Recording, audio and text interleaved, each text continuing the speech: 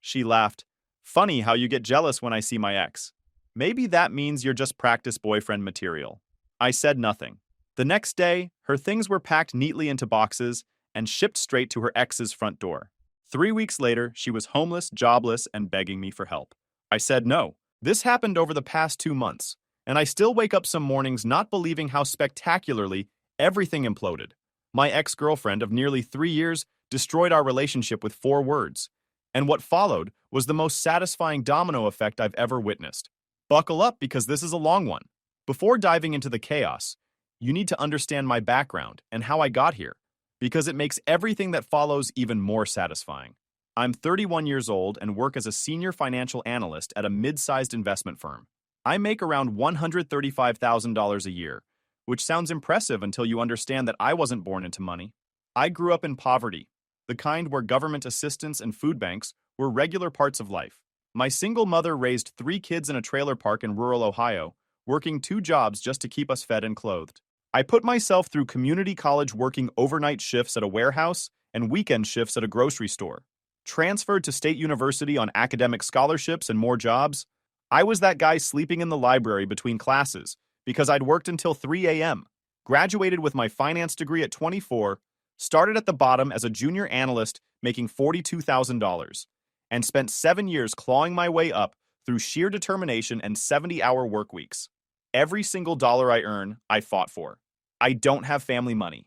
I don't have connections. What I have, I built brick by brick from absolutely nothing. Enter Madison. We met 3 years ago at a mutual friend's birthday party.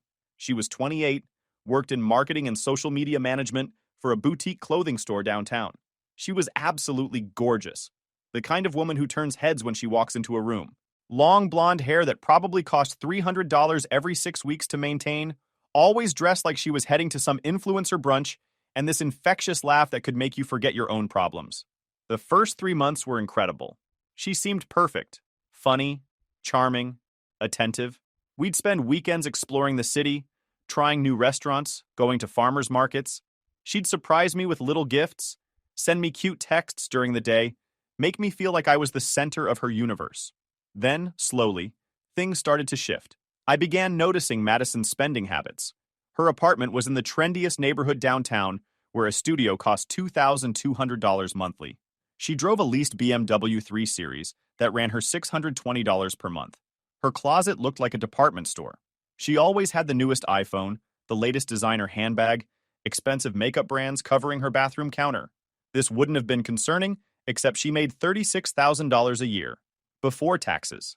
The math literally didn't work, but when I gently asked about it, she'd laugh it off. I'm investing in my lifestyle, she'd say. You have to spend money to make money. I'm manifesting abundance. 6 months in, she started forgetting her wallet when we went out. Every single time. I'd pay for dinner, for drinks, for movies. She'd promised to get the next one. She never did. Not once. 8 months into the relationship, the emergencies started. Her car payment was late. Could I help just this once? Her credit card company was threatening to sue. Could I loan her some money? She swore she'd pay me back. She never did. 1 year in, she suggested we move in together. I was hesitant, but I loved her, and she made a compelling case about how much money we'd save. I found a nice 2-bedroom apartment for $1,900 a month in a good area. Then came the lease conversation. Babe, she said, sitting on my couch, playing with her hair in that way she did when she wanted something. My credit is kind of messed up right now. Some misunderstandings with debt collectors from college. Can we just put the lease in your name? I'll totally pay my half, obviously. Red flag. Massive red flag. But I was in love and she seemed genuine, so I signed as the sole leaseholder. First month of living together. She transferred $950 to me on time. I thought maybe I'd been wrong to worry. Second month, $650, 2 weeks late. Work's been really slow, she explained. Third month, $400. I'll make up the difference next month. By month 6, I was covering everything. Rent, utilities, groceries, internet, streaming services. I even paid her car insurance twice when she claimed she was between paychecks and couldn't afford it. And she didn't just take my money. She complained constantly. The apartment wasn't big enough. The neighborhood wasn't trendy enough. Why couldn't we eat out more? Why was I being cheap about buying organic groceries? Her complaints were endless, while her contributions were non-existent. This brings us to Tyler. Tyler was Madison's college ex-boyfriend. They dated for 4 years before she moved to the city for her career. According to Madison's version of history, Tyler was too comfortable and lacked ambition. He worked as a sales manager at a car dealership, making decent money, but apparently wasn't going anywhere in life. About 9 months ago, Madison mentioned she'd run into Tyler at the grocery store. They'd grabbed coffee to catch up and get some closure. I was uncomfortable with the idea, but tried to be mature and understanding about it. People can be friends with their exes, right? Then it became regular. Once a month became twice a month. Twice a month became weekly lunch meetings. Every single time she saw him, she'd come home and somehow work him into conversation. Tyler just got promoted to senior sales director. He's making 6 figures now. Or, Tyler said the funniest thing about my hair today. He always noticed little details like that. Or my personal favorite, Tyler's thinking about buying a house. Can you imagine owning property at our age? Yeah, at our age, while living in my apartment that I pay for entirely because you can't manage to contribute a single dollar. But sure, let's marvel at Tyler's house hunt. Last month, things escalated dramatically. Madison started staying out later after these meetings. Started getting dressed up like she was going to a club instead of a casual lunch. Started coming home smelling like expensive men's cologne that definitely wasn't mine. This woody, sophisticated scent that probably cost more per bottle than my monthly gym membership. I tried to address it, sat her down one evening and explained that while I trusted her, the frequency and nature of these meetings was making me uncomfortable. Could we maybe discuss some boundaries? Her response, "Oh my gosh, you're being so insecure right now. Tyler and I are just friends.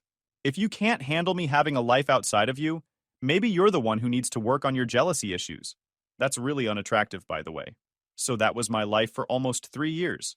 Bankrolling someone else's lifestyle while getting compared to her ex-boyfriend and being called insecure for having completely normal boundaries in a relationship.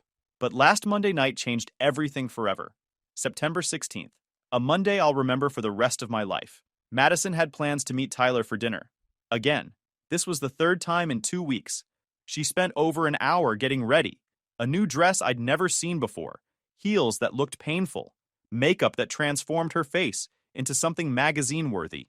She left at 7:15 p.m. for an 8 p.m. reservation. Came home at 11:45 p.m. I was sitting on the couch, laptop open, pretending to review some financial reports, but really just stewing in my thoughts. The moment she walked through the door, I smelled it. That cologne. But this time, it was overwhelming, like she'd been pressed against someone wearing it for hours. I tried to keep my voice neutral. How was dinner? She kicked off her heels with a sigh that seemed almost performative. It was fine. Tyler ordered the ribeye. You know how he always gets the most expensive thing on the menu. She laughed like it was endearing instead of obnoxious. Something inside me cracked. Not explosively, just quietly fractured. This is the 3rd time in 2 weeks, I said, still staring at my laptop screen. She rolled her eyes dramatically. Here we go again. I'm just pointing out that it's becoming very frequent, and you always come home smelling like someone else's cologne. Maybe instead of obsessing over who I spend time with, you should worry about why you're so insecure. It's honestly kind of pathetic. The word pathetic hung in the air between us. Madison, I'm not insecure. I'm your boyfriend. It's completely reasonable for me to... She turned to face me fully, and there was this expression on her face I'd never seen before. A kind of contemptuous amusement, like she was looking at something beneath her. You're just practice boyfriend material anyway. The words hit me like a physical blow. The laptop fan hummed. Some reality show played unwatched on the TV. The refrigerator clicked on in the kitchen. And those 4 words echoed in the sudden silence. Excuse me? I managed. You heard me. Practice boyfriend. You're the guy women date to figure out what they actually want before they find someone to marry. Tyler's husband material. You're just practice. A placeholder. She said it so casually, like she was commenting on the weather, like she'd been thinking this for months and finally decided to just say it out loud. I sat there, completely still, and suddenly saw her with perfect clarity. Everything about our relationship reorganized itself in my mind, like a puzzle finally showing its complete picture. A user, a manipulator, someone who saw me as a temporary ATM while she kept her real options open with Tyler.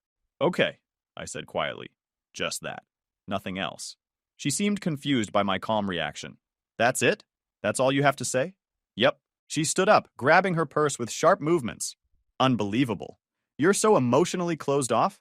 No wonder Tyler always says I deserve someone better than you. Oh, so Tyler and Madison had been discussing what she deserved. Interesting. She stomped to the bedroom and slammed the door hard enough to rattle the pictures on the wall. I stayed on that couch until nearly 4 a.m., my mind racing through every moment of our relationship, every red flag I'd ignored, every time I'd made excuses for her behavior. And somewhere around 3:30 a.m., I stopped feeling sad and started feeling angry. Then the anger crystallized into something cold and calculated. If I was just practice, then class was officially dismissed, and Madison was about to fail spectacularly. Tuesday morning, Madison left for work before I woke up. Didn't say goodbye. Probably assumed I'd spend the day feeling sorry for myself and come groveling back with apologies. I called in sick to work for the first time in over a year. I had research to do. Madison was perpetually logged into her email on my laptop. She used it when her MacBook was charging, or when she wanted a bigger screen. And she was terrible about security. Same password for everything. Tyler 2019, the year they started dating. Subtle. I opened her email initially, just to confirm my suspicions about Tyler. What I found was so much worse than anything I'd imagined. There was an entire folder labeled T Heart, containing hundreds of emails between Madison and Tyler, spanning 9 months. Right when the closure coffee meetings began, the early emails were innocent enough, reminiscing about college, catching up on life. Then they evolved into flirtation, then into explicit planning. But the absolute worst discovery was an email chain from 7 months ago that made my blood run cold. Tyler to Madison. Look, if you seriously want to try again, you need to prove you've changed. Save at least $12,000 first. I'm not supporting you while you find yourself again like last time. You need to show responsibility. Stay with that finance guy for 6 more months.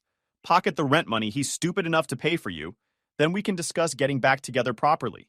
He seems like a decent enough guy to bankroll you while you get your finances sorted. Madison's response made me feel physically ill. I know I'm being so good. I've already saved $7,200 by letting him cover everything. He's incredibly gullible. It's almost too easy. I'll have the full $12,000 by March, and then I'm done with Mr. Practice Boyfriend keep taking me to expensive restaurants so I remember what I'm working toward. My entire relationship had been a calculated scam, a long con. I was the fool financing her exit strategy back to her ex-boyfriend. But there was more. So much more. I found emails where she sent Tyler screenshots of our private text conversations, mocking everything I said. Photos of me sleeping that she'd captioned, "Look how pathetic he looks," and counting down the days until I'm done with this loser. Detailed plans for their future together. Zillow links to houses they'd looked at.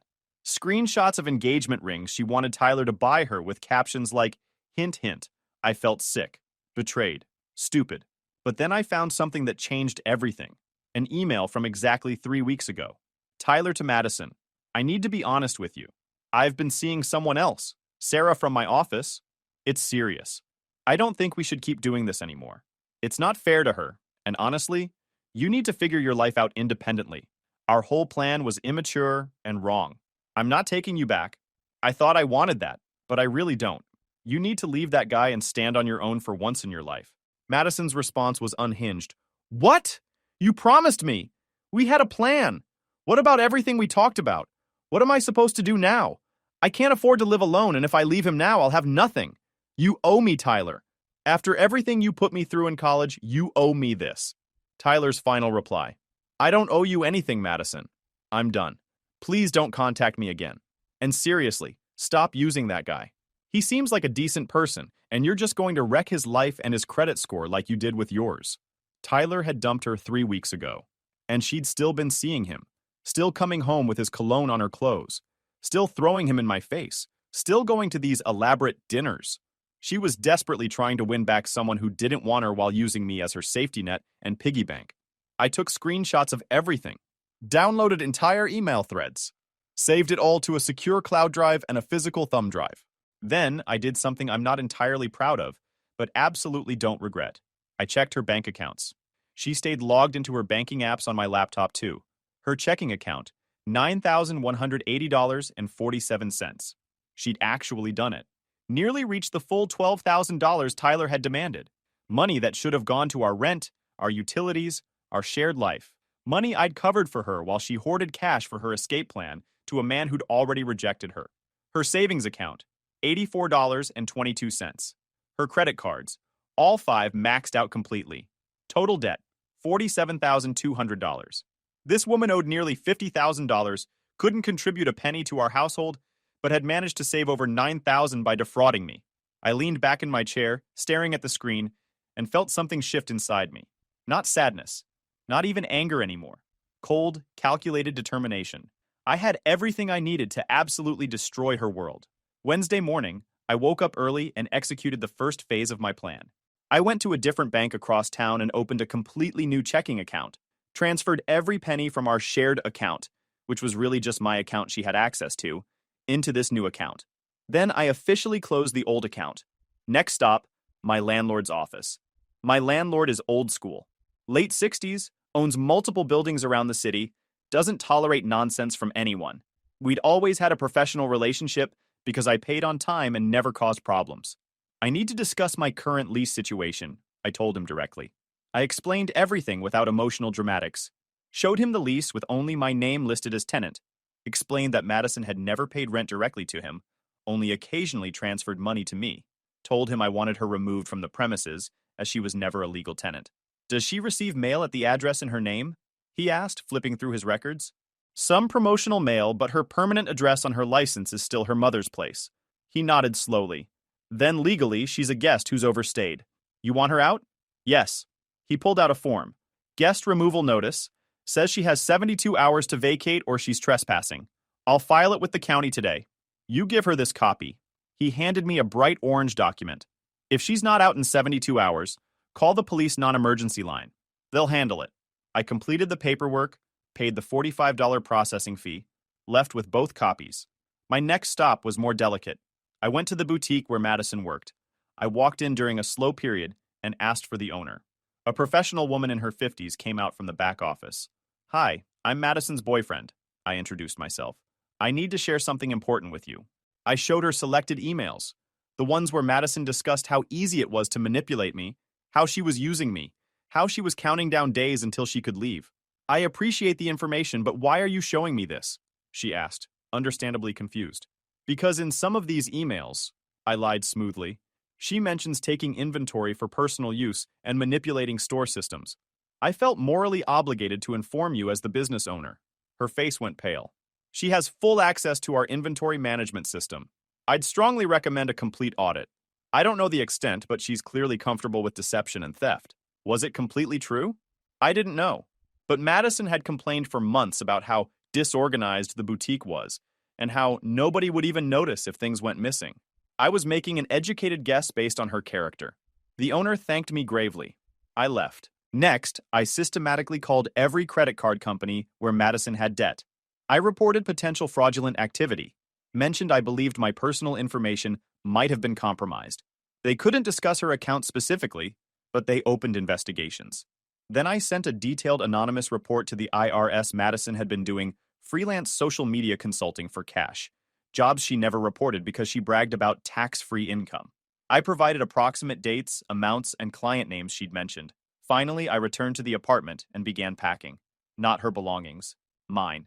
I'd already secured a new apartment, found a beautiful one-bedroom in a better neighborhood for actually less money, put down the deposit Monday night after she said those 4 devastating words. I packed systematically. Every item that belonged to me went into boxes. Clothes, electronics, furniture I'd purchased, kitchen supplies, bathroom items, called a moving company, had them come Wednesday afternoon while Madison was at work.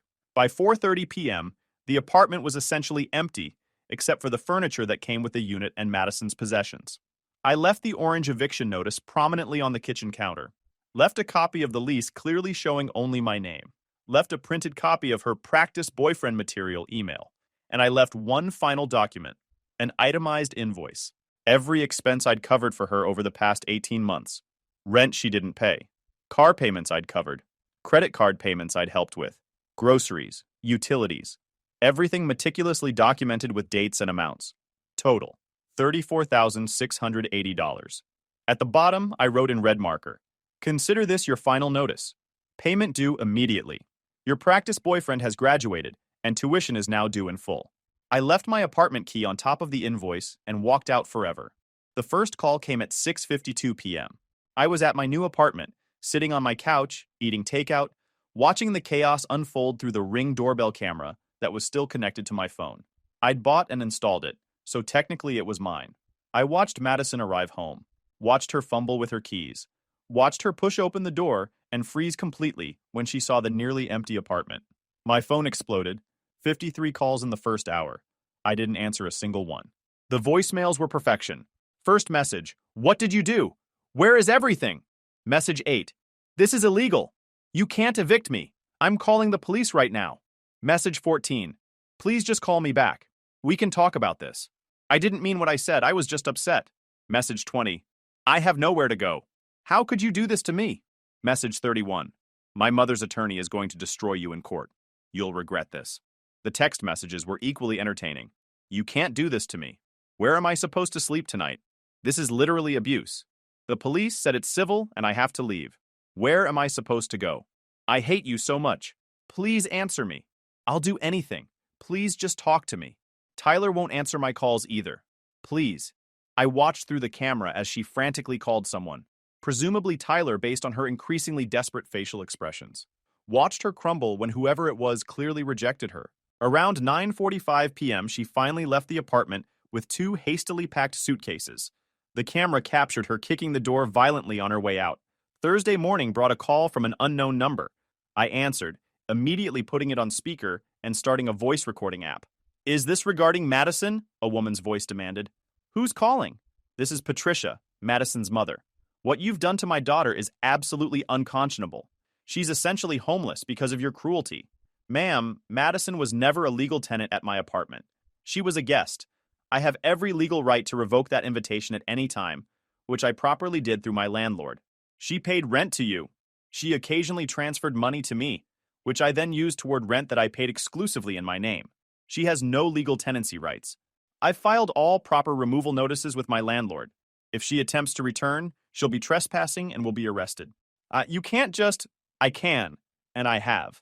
Now, unless you have something productive to discuss, I'm extremely busy. You'll be hearing from our attorney. I look forward to it." I hung up and blocked the number. Friday afternoon, I received an unexpected call from the boutique owner. "I wanted to thank you," she said seriously. "We conducted the inventory audit you suggested. Madison had been systematically stealing merchandise for over 8 months. Over $8,500 worth of inventory. We've terminated her employment and filed a police report for theft." I felt warmth spread through my chest. "I'm very glad I could help protect your business. The police will likely want to speak with you about how you discovered this information. I'm completely willing to cooperate with any investigation." I hung up feeling deeply satisfied. Madison was now unemployed, homeless, and facing criminal theft charges. But I still wasn't finished. Saturday morning, I received a Facebook message request from Tyler. "What did you do to Madison? She showed up at my apartment at midnight screaming. My girlfriend was here. It was completely insane." I responded simply, "Would you like to know what she did to both of us?" I sent him the complete email folder. Every message, every scheme, every lie. His response came quickly. "Oh my gosh. I'm so sorry. I ended things with her weeks ago. I thought she'd stopped contacting you after I told her we were finished. I had absolutely no idea she was still doing this. Not your responsibility. But you should know she's been lying to you too. She has $47,200 in credit card debt she never mentioned, correct?" "What?" "She told me she'd completely paid off her cards and fixed her credit. Complete fabrication. She's drowning in debt. Also, she was just fired from her job for theft. You might want to ensure she hasn't stolen from you. Thank you for telling me this. I'm blocking her immediately." Then I did something beautifully calculated. I created a detailed post using screenshots of Madison's most damaging emails. The ones calling me pathetic, calculating how much money she could extract, discussing her manipulation tactics. I posted it publicly on Facebook. Tagged Madison. Tagged her mother, Patricia. Tagged mutual friends. Caption: when someone calls you practice boyfriend material, it's important to show them exactly what they're graduating from. Good luck with your final exams, Madison. Within 2 hours, 340 likes, 180 comments, 67 shares. People from high school, college, former coworkers, mutual friends, everyone saw it. Her carefully constructed image completely annihilated in a single post. Her reputation was absolutely destroyed. 3 weeks passed in peaceful silence. My new apartment felt like a sanctuary. I was sleeping better, eating better, working more productively. I'd even started dating someone new, a corporate attorney named Rachel, who actually had her life together and insisted on splitting checks on our dates. Then my phone rang with an unknown number. Something made me answer. Please, please don't hang up. Madison's voice completely wrecked, hoarse from crying, barely recognizable. I didn't hang up. I just waited silently. I'm so sorry. I'm so incredibly sorry. I was horrible and stupid, and I destroyed everything good in my life. Silence from my end.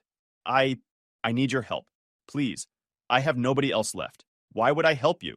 My voice was completely emotionless. Because, she was sobbing now. Because I'm desperate. The theft charges? My attorney says I'm facing actual jail time unless I can pay $8,500 in restitution immediately.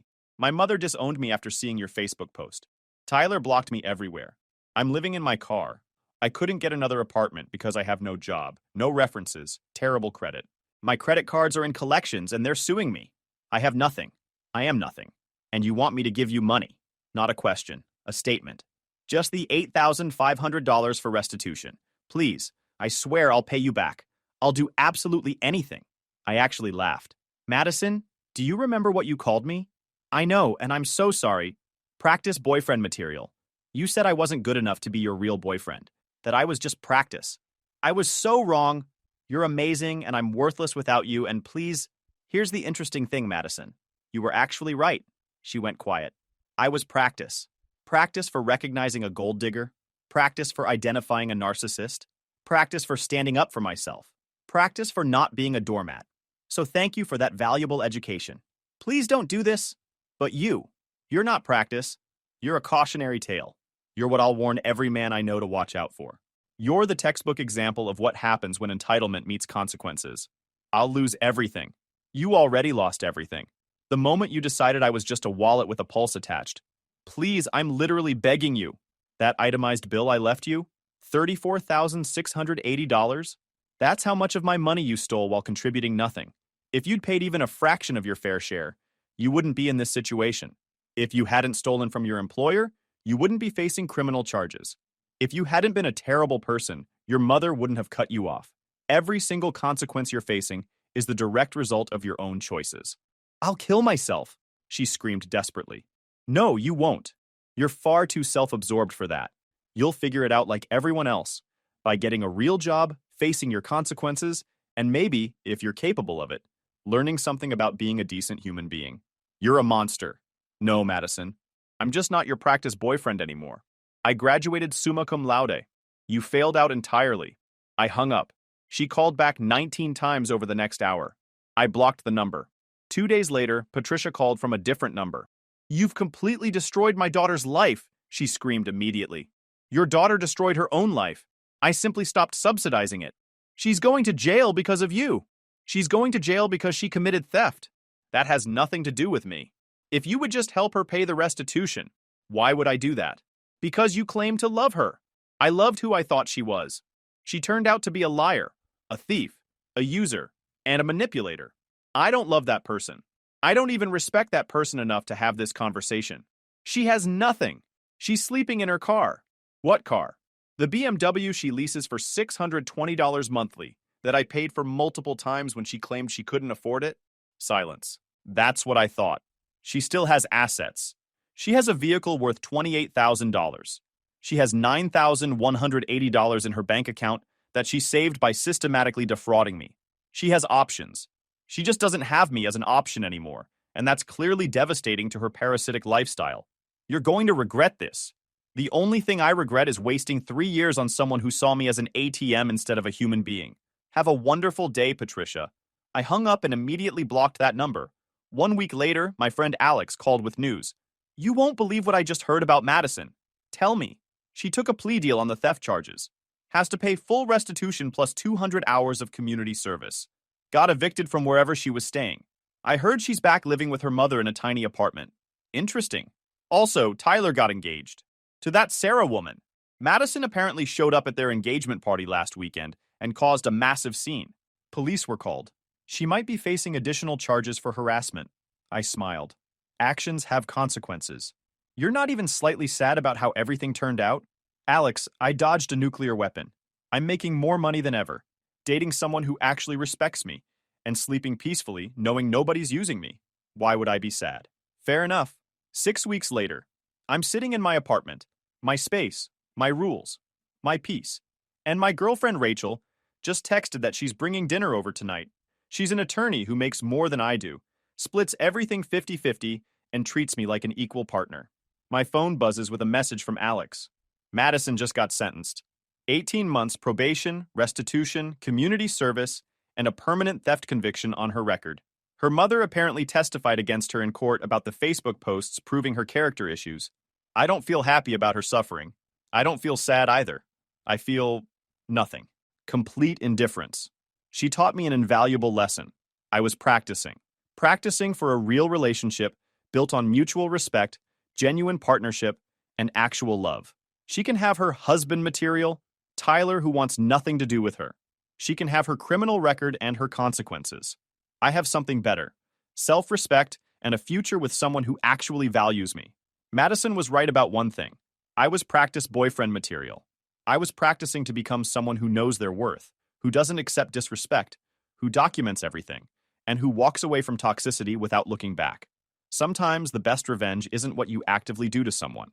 It's showing them that your life became exponentially better the moment they left it. That's not revenge. That's justice. And I'll take that victory every single time.